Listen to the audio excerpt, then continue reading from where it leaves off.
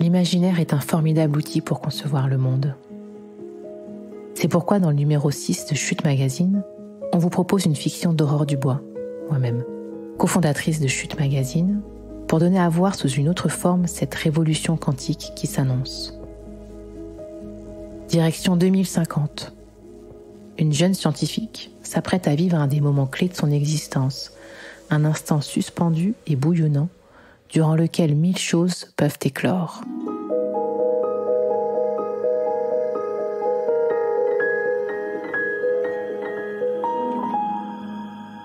Embarquement immédiat.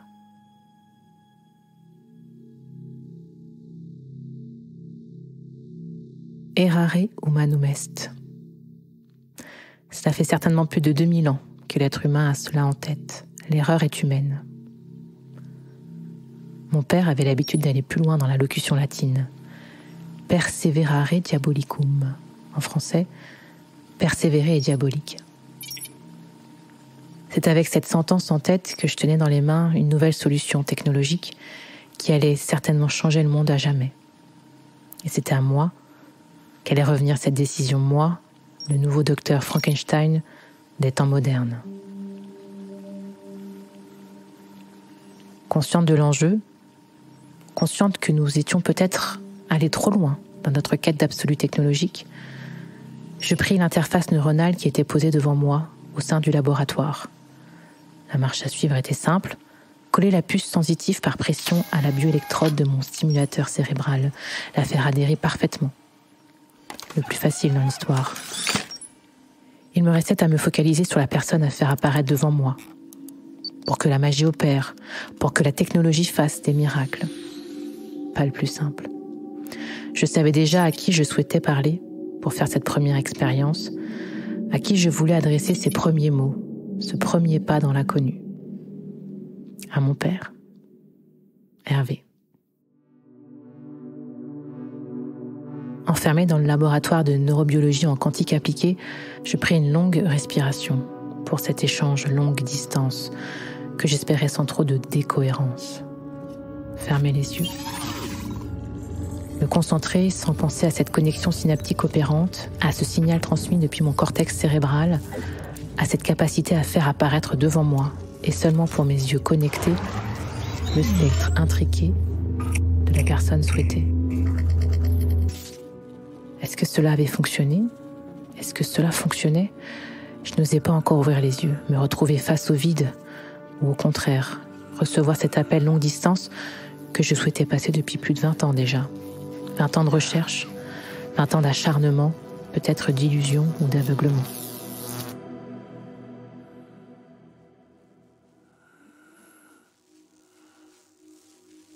Bonjour ma fille.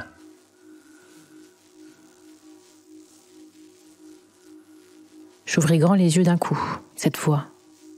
C'était bien lui. Un grand sourire vint à mes lèvres, une vive émotion dans mon cœur et certainement quelques larmes. En le contemplant enfin, j'avais réussi.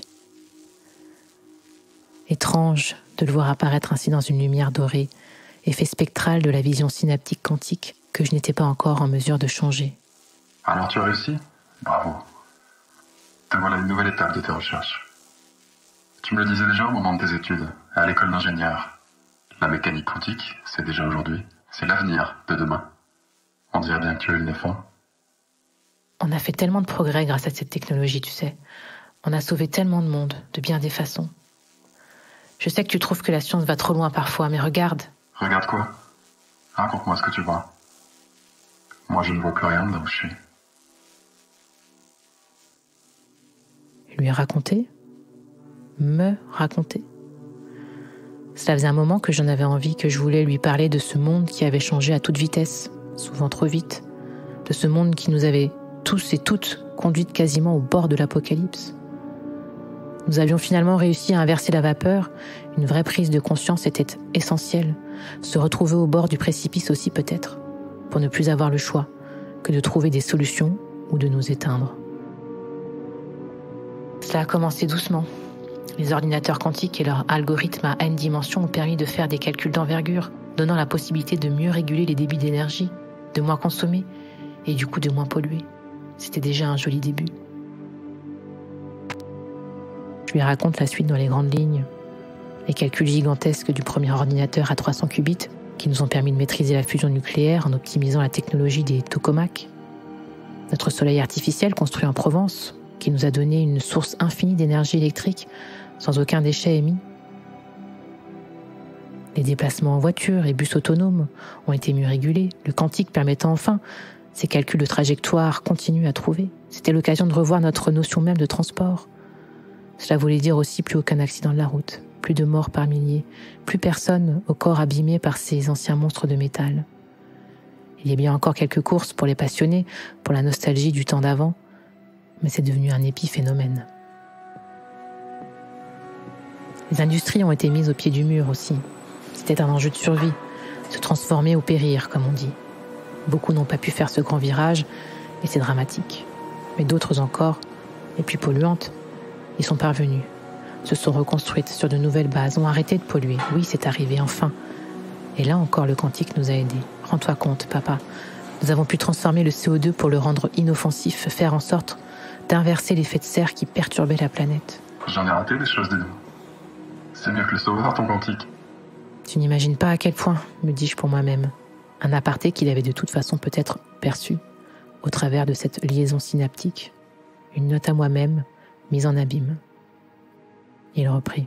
Et l'espace, l'infiniment grand dans tout ça?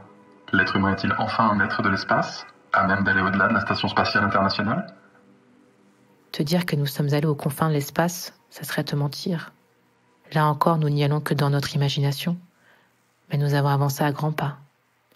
La terraformation de Mars s'est accélérée et nous lorgnons déjà d'autres planètes plus lointaines, d'autres lunes, qui pourraient accueillir la vie. Et la fin dans le monde? La paix des peuples? L'arrêt des guerres? Est-ce que la quantique a eu réponse à tout? Avez-vous seulement essayé? Ou la quantique ne sert-elle qu'à quelques-uns, ou quelques-unes bien nés, aux endroits où il est plus facile de vivre?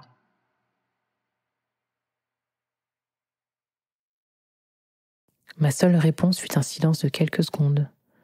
Une prise de conscience tardive peut-être de ce que nous n'avions pas réussi à faire ou pas essayé de faire. Et qu'est-ce que vous avez fait que vous n'auriez pas dû faire? À quoi cela vous a mené? L'être humain est toujours de ce monde et se répand maintenant au-delà des limites terrestres. A-t-il seulement compris qu'il a le devoir de s'élever vers un idéal? A-t-il seulement compris qu'il ne pouvait pas être un animal? A-t-il seulement compris qu'il n'était pas un être suprême, quelle que soit la définition ou la notion que tu souhaites mettre derrière ces deux mots? Et toi, ma fille, l'as-tu seulement compris?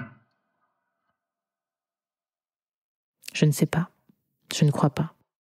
Je te vois devant moi aujourd'hui après 20 ans d'absence et je me dis que je suis allée trop loin, que l'être humain n'est pas fait pour cela, que ce n'est pas nous rendre service que de lui proposer d'accéder à une telle innovation, que j'aurais dû mettre mes efforts ailleurs.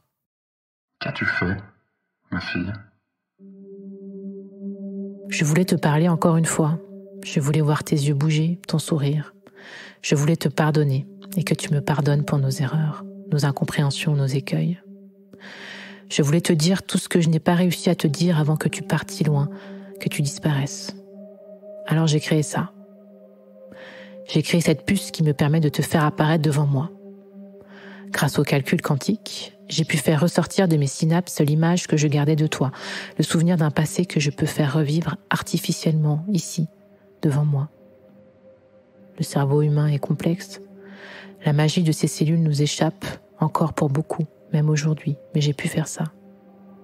Beaucoup de travail, un peu de chance, un peu de sérendipité. Et te voilà devant moi. J'ai conscience que tu n'es pas toi, tu n'es qu'une émanation de mes souvenirs. Je ne sais même pas si tu existes dans un ailleurs encore inconnu, ou si tu existes juste là, dans ma tête, et que c'est devenu l'une de tes seules façons d'exister. Être devenu ce souvenir présent dans nos esprits. Qui es-tu au final? Est-ce que ce n'est pas ça, justement, ma fille, la physique quantique? Être reliés les uns aux autres, au-delà de l'espace et du temps. Tu n'as pas besoin de puce pour raviver mon souvenir. Tu n'as pas besoin de me faire exister. Contente-toi de vivre que je serai là.